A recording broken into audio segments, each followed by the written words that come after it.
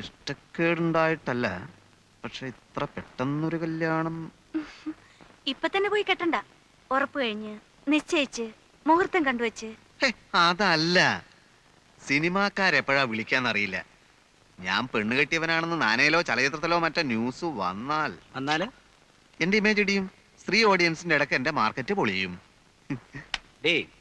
ഇവൻ വിട്ടിയാന്ന് ഞാൻ പറയുമ്പോ നീ വിശ്വസിക്കാറില്ലല്ലോ. ഇപ്പൊ എന്ത് തോന്നുന്നു? ദൈവകൃപ കൊണ്ട് ഒരു സിനിമാക്കാരനും ഒരു കാലത്തും എന്റെ നിന്നെ വിളിക്കുകയല്ല, അതെനിക്ക് ഉറപ്പാ. ചിലപ്പോ വിളിക്കുമായിരിക്കും. എടാ, സ്ഥിര വരുമാനമില്ലാത്ത നിന്റെ കൂടെ പെണ്ണെ അയക്കുന്നതിന് ആ വീട്ടുകാർക്ക് സ്തുതി കൊള്ളണം. നാടക ലോകത്ത് എനിക്കുള്ള പേര് ചേട്ടൻ അറിയില്ലേലും അവർക്കറിയാം. ഞങ്ങളുടെ വയലേലകളിൽ കിളികൾ പാടുന്നു എന്ന നാടകത്തിന്റെ വീഡിയോ കാസറ്റ് ദുബായിൽ ഇറങ്ങി. അത് അവനും കണ്ടിരിക്കും, ചുമ്മാ അതൊന്നും അല്ല. ആവശ്യമില്ലാത്ത കാര്യങ്ങൾ പറഞ്ഞപ്പോ സമയം കളയണ്ട. പ്രേമന് ഇന്ദുവിന് ഇഷ്ടമാണോ അല്ലയോ? എടാ, 2 കല്യാണം ഒരുമിച്ച് നടത്തിയ ചെലവ് അത്രയും കുറയും. അതുകൊണ്ടാ. അതല്ല, സിനിമയിലെ ചാൻസ്. മണ്ണാൻ കട്ടി ഒന്ന് പോടാടും. ചേട്ടൻ ചൂടായിട്ട് കാര്യമൊന്നുമില്ല.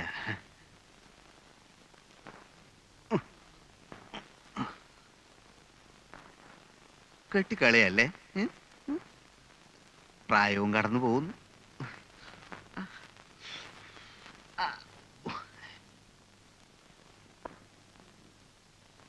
എങ്ങനുണ്ട്? രമയ്ക്ക് സ്വർണം വാങ്ങിക്കാൻ പ്രോബ്ലം വേണ്ടെന്ന് കാശെടുക്കണം എന്ന് അച്ഛൻ. ആ വേലാതി കടയിലാ അവൻ ഒരു ഇളിഞ്ഞ പോസ് കാണിക്കല്. പണം എടുക്കാതെ വെക്കൂ. ബാങ്ക് ഉദ്യോഗസ്ഥന്റെ പെങ്ങളാവുമ്പോ അല്ല, അതിന്റെ ഒരു വെയിറ്റിൽ വേണമല്ലോ രമയെ പന്തലേക്ക് ഇറക്കാൻ. ക്ലാസ്സിങ് ആണ്.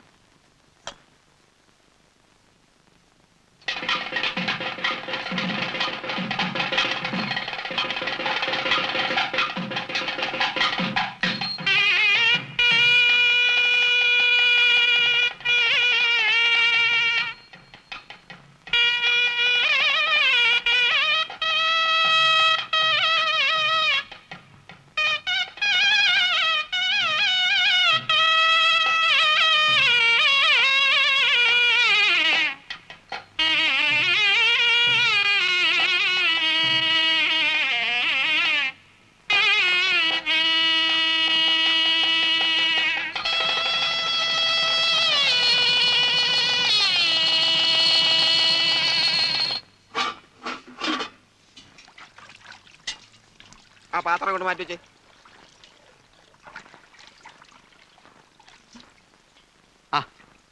അല്ല, ഇവിടെ വന്ന് നിൽക്കുക. നല്ല പാർട്ടിയാ. വാ, മുകളോട്ട് പോവാം. അവിടെ നമ്മുടെ മുറി. എന്തേ? വീട്ടിൽ നിന്ന് ഞാൻ ആദ്യമായിട്ട് അകന്ന് നിൽക്കുന്നേ.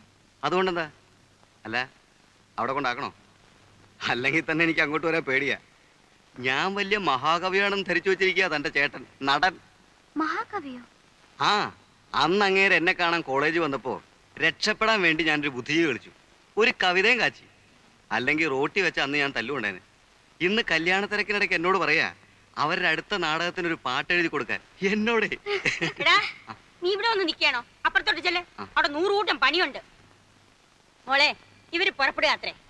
കേട്ടോ ശാരദേ, ഈ കുട്ടിയ എന്റെ മരുമകളായിട്ട് വരാൻ പോകുന്നു പറഞ്ഞപ്പോ പലരും ചോദിച്ചു, എന്താ ഭഗീരഥമേ നിങ്ങൾക്ക് വേറെ ഒരു ബന്ധവും കിട്ടിയില്ലെന്ന്. കാര്യം സ്വത്ത് കുറച്ച് കുറവായിരിക്കും. ആയിക്കോട്ടെ, അവന്റെ ഇഷ്ടമല്ലേ ഞാൻ നോക്കേണ്ടത്. ആഭരണങ്ങളില്ലെന്നോ ഒരു ഡ്രൈവറുടെ മോളാണെന്നോ ഇതൊന്നും ഞാൻ നോക്കില്ല. ജഡ്ജി ശിവദാസ മേനോന്റെ മോള് മാലതിയുടെ ആലോചന വന്നതാ. അവരാണെങ്കിൽ നമ്മുടെ തരാതരക്കാരാ. പക്ഷെ ഞാൻ പറഞ്ഞു പറ്റില്ലെന്ന്. പാവപ്പെട്ട വീട്ടിലെ കുട്ടിയാകുമ്പോ ഒന്നുമില്ലെങ്കിലും അടുക്കള പണിയെങ്കിലും അറിയാലോ. വാ വരട്ടെ വരട്ടെ.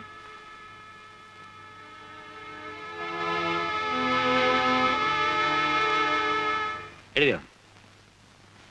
വല്ലേക്കാടൻ കുട്ടപ്പൻ 1 2 3 30 രൂപ.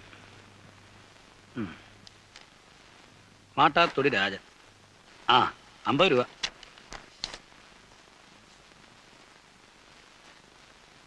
കുന്നുംപുറത്ത് കൃഷ്ണൻകുട്ടി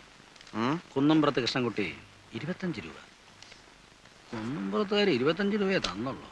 അവന്റെ പെങ്ങളുടെ കല്യാണത്തിന് നമ്മൾ 25 കൊടുത്തുള്ളൂ എന്ന് പറഞ്ഞാൽ അവരുടെ കല്യാണത്തിനോട് ഗോവു മാത്രമേ പോയുള്ളൂ. ഇത് കുന്നുംപുറത്ത് 3 പേരെ വന്ന് മിഷ്ടാനം ഉണ്ടേച്ചു പോയത്. കല്യാണ തിരക്കിനിടയ്ക്ക് നീ അത് നോക്കിയോ? നോക്കാതെ പറ്റില്ല അച്ഛാ.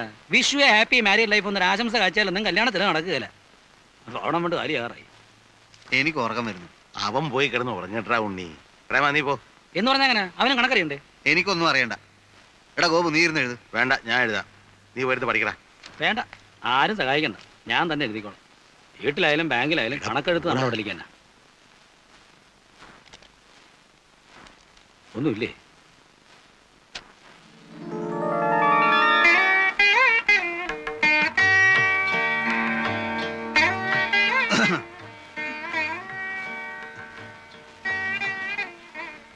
സംഭാവനക്കാരുടെ ലിസ്റ്റ് എടുപ്പായിരുന്നു.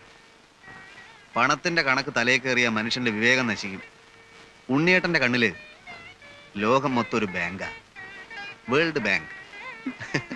വല്ല നാടകത്തിലോ മറ്റോ ആയിരുന്നെങ്കിൽ ഇതുപോലൊരു രംഗത്ത് എടോ നിഷ്ഠുര കാപാലിക, ഇന്നെന്റെ ആദ്യ രാത്രിയാണ്, തന്റെ പണക്കണക്ക് പോയി തൊലയട്ടെ എന്നൊരു ഡയലോഗ് കാച്ചാമായിരുന്നു.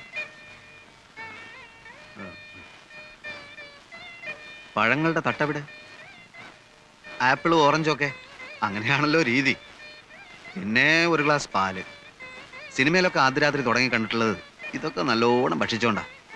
പാലുണ്ടായിരുന്നു, തണുത്തു തുടങ്ങിയപ്പോ ഞാൻ കുടിച്ചു. ഓ, അപ്പൊ ദൈവത്തിനുള്ളത് പൂജാരി വിഴുങ്ങി.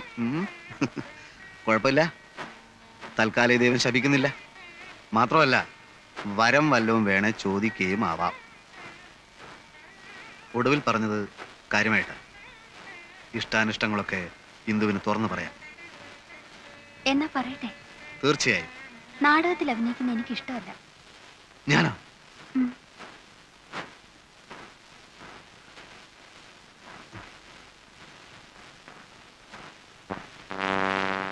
ആദ്യ രംഗത്ത് തന്നെ ആന്റി ക്ലൈമാക്സ് വേണോ എന്റെ ഭഗവാനെ?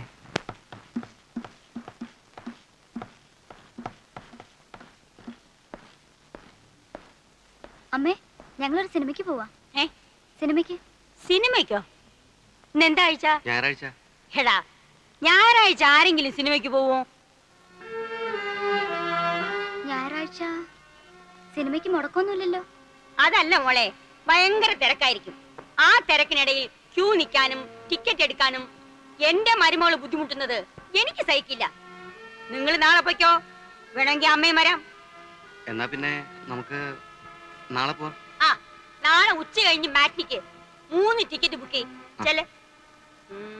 ജ്ഞാനത്തിൽ ആയവർ തൻ ഗുണത്തിൽ മറഞ്ഞ ഈ ശക്തിയെ അങ്ങ് കണ്ടാൽ.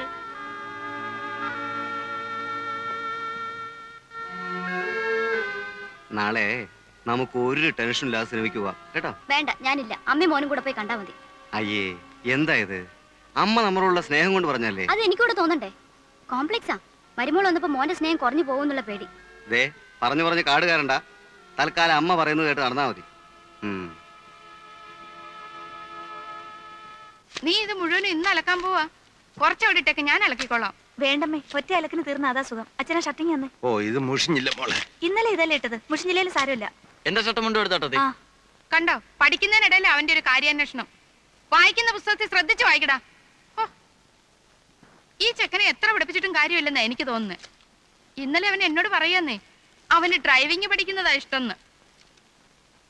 അതിനെന്താ ഇത്ര കുറവ്? നല്ല അന്തസ്സുള്ള ജോലി തന്നെ ഡ്രൈവിങ്. ഒന്ന് പറഞ്ഞ് മനസ്സിലാക്കി കൊടുക്കച്ചാ. പക്ഷെ നിന്നെ പോലെ ബുദ്ധി കുറഞ്ഞവന്മാർക്ക് ആ പണി പറഞ്ഞിട്ടില്ലടാ. നീ പുസ്തകം കാണാപ്പാടം പഠിച്ച് വല്ല ഡോക്ടറോ എഞ്ചിനീയറോ മറ്റോ ആ നോക്ക്. കണ്ടുമുട്ടിയ ആദ്യ നാളുകളിൽ ഞാൻ കരുതി നീ ഒരു മാലാഖയായിരിക്കുമെന്ന്. ദേവി, എനിക്ക് തെറ്റിപ്പോയി. സത്യത്തിൽ നീ ഒരു കാളസർപ്പമായിരുന്നു.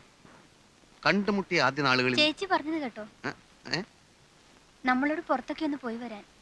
വല്ല സിനിമയ്ക്കോ മറ്റോ. അതൊന്നും വേണ്ട. കണ്ടുമുട്ടിയ ആദ്യ നാളുകളിൽ ഞാൻ എന്തേ? കരുതി അത് ഇവിടെ ഇപ്പോ നല്ല സിനിമയൊന്നും ഓടുന്നില്ല. നല്ലതോ ചീത്തയൊന്നും കണ്ടാലല്ലേ പറയാൻ പറ്റൂ. ഇപ്പോ ഇവിടെ ഓടിക്കൊണ്ടിരിക്കുന്ന പടങ്ങളുടെ അഭിപ്രായം അറിഞ്ഞുകൊണ്ട് പറഞ്ഞാ ഞാൻ കണ്ടുമുട്ടിയ ആദ്യ. എനിക്ക് ചീത്ത പടം കണ്ടാ മതി. അങ്ങനെ ഇപ്പൊ കാണണ്ട. കൂടെ കൊണ്ടുപോകാൻ ഇഷ്ടമല്ലെന്ന് പറഞ്ഞാ മതി. അതല്ല, സത്യം പറയാലോ, നമ്മൾ ഒന്നിച്ച് പകൽ വെളിച്ചത്തിൽ നടന്നാല് അതെന്റെ ഇമേജിന് സ്വല്പം മോശമാണ്. എന്ന് വെച്ചാൽ എന്റെ ലേഡീസ് ഓഡിയൻസ് അപ്സെറ്റ് ആവും. മോഹൻലാൽ പെണ്ണ് കെട്ടാൻ പോകുന്ന വിവരം അറിഞ്ഞ് അയാളുടെ എത്ര ലേഡീസ് ഫാൻസാ നിരാശപ്പെടുന്നതെന്ന് അറിയുമോ നിനക്ക്? കെട്ടാത്ത നടന്മാരെ ആ ലേഡീസിന് ഇഷ്ടം. ലേഡീസിന് മാത്രമല്ല, എല്ലാവർക്കും. പിന്നെന്തിനാ കിട്ടിയത്? അല്ലെങ്കിൽ നിങ്ങൾ മോഹൻലാലും മമ്മൂട്ടി ഒന്നല്ലല്ലോ. ഇപ്പോഴല്ല, നാളെ ചിലപ്പോ ആയിക്കൂടൊന്നില്ലല്ലോ. വടകരയില് ഞങ്ങളുടെ നാടകം കാണാൻ വന്ന സിനിമാ പ്രൊഡ്യൂസർ എന്നെ കനത്ത രീതിയിലൊന്ന് നോട്ടോട്ടിരിക്കുകയാണ്. തമാശയല്ല, ഒരു മഹാൻ പറഞ്ഞത് എന്താണെന്നറിയോ? ഒരു യഥാർത്ഥ കലാകാരന്റെ അമ്മ അവരുടെ 70-ാം വയസ്സിലും ചെരുപ്പില്ലാതെ നടക്കും. അവന്റെ ഭാര്യ പട്ടിണി കിടന്ന് നരകിക്കും.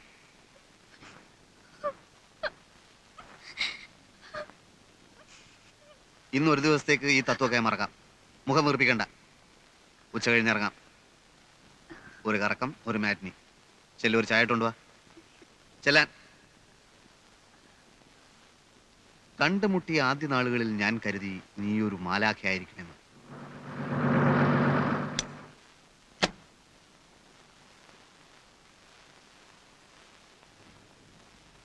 ആവൂ, ഞങ്ങൾ സംശയിച്ചിരിക്കായിരുന്നു.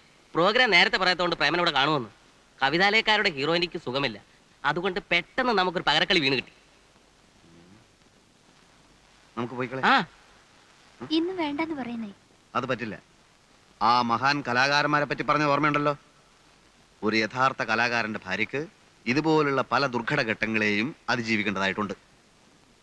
പരീക്ഷണമാണ് കുട്ടി, പരീക്ഷണമാണ്.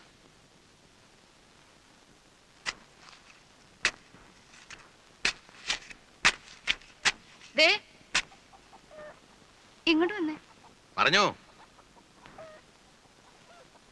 ഇങ്ങോട്ട് വരുന്നേ.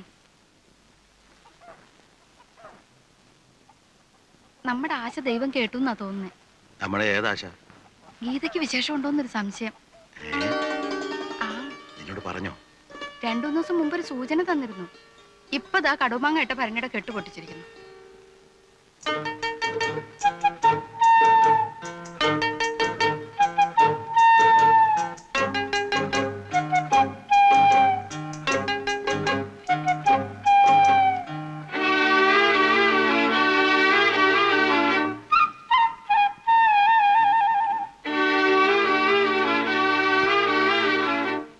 നവംബറില അല്ല, സുഖപ്രസവമാണെ കുഴപ്പമില്ലായിരുന്നു. വല്ല കോംപ്ലിക്കേഷൻ അടച്ചെങ്ങനെ ഉണ്ടായെങ്കിലും ഒന്ന്. ഇതുകൊണ്ടാണ് ഞാൻ പറഞ്ഞത് എനിക്ക് പ്രൊമോഷൻ കിട്ടിയിട്ട് മതിയായിരുന്നു. എന്നാൽ ഇതങ്ങ് വേണ്ടെന്ന് വെക്കാം. എന്നാണോ ഞാൻ പറഞ്ഞത്? എടി, നമ്മൾ പ്രാക്ടിക്കൽ പ്രോബ്ലംസിനെ പറ്റി ഒന്ന് ചിന്തിക്കണ്ടേ? നമ്മളുടെ ജീവിതത്തിലേക്ക് ഒരു പുതിയ പാർട്ടി കടന്നു വരികയാണ്. അതിനു മുമ്പ് നമ്മളൊന്ന് തയ്യാറാവണ്ടേ? പിന്നെന്താ ഇങ്ങനെ ഒരു സ്നേഹമില്ലാത്ത പോലെ? സ്നേഹമില്ലെന്നോ? ആർക്ക്? ഇങ്ങോട്ട് നോക്ക്. ഒരച്ഛനാകുന്നതിന്റെ ത്രില്ലൊക്കെ എനിക്കും ഉണ്ടടി.